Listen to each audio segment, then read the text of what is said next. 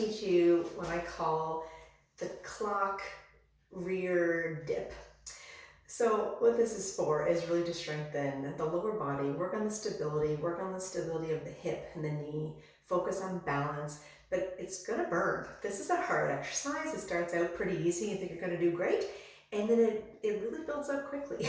So the goal will be that you do as many as you can doing the clock, making sure that you're doing it right, and then get to the point that you really can't do it right, and it's gonna burn, and then you come out of it. You let the lactic acid kind of recover, and then you repeat it again, and you go until you can't do it anymore.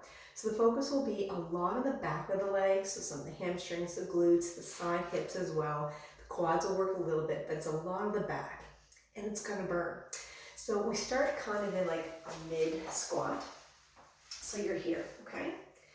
You'll see how my back is quite straight, and I'm not super, super deep, but I'm a little bit deep. I'm now the center of a clock.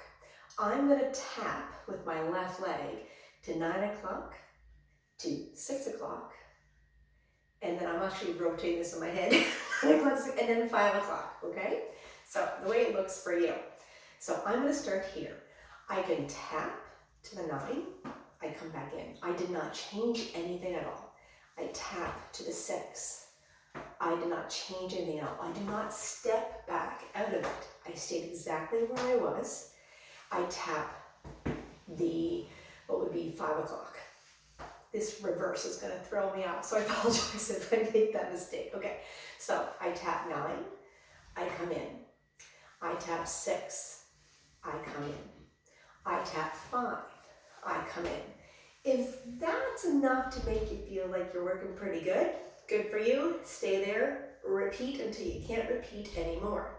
However, what you really want to try to do is increase that effort, and you're going to increase that effort with a little dip. So the height of you is going to go down a little bit by bending your knee and your hip a little bit.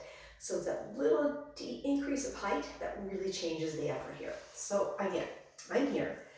All I do is I tap and dip. Do you see how tiny that was?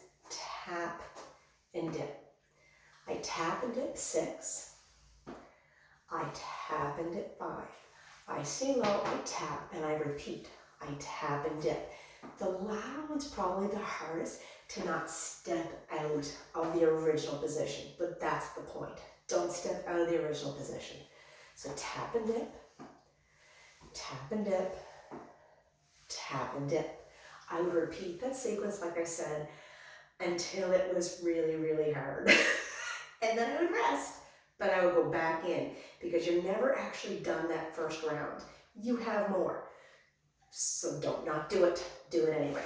The opposite, and I'll do it this way so you can kind of see. So I tap and dip. I tap and dip. I tap and dip behind. I stay low. And I repeat. I control.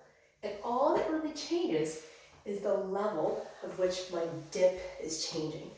I'm not moving out of that original position.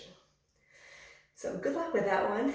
It's a really good way to finish your leg workout, because there's not a lot of like big muscle effort. It burns.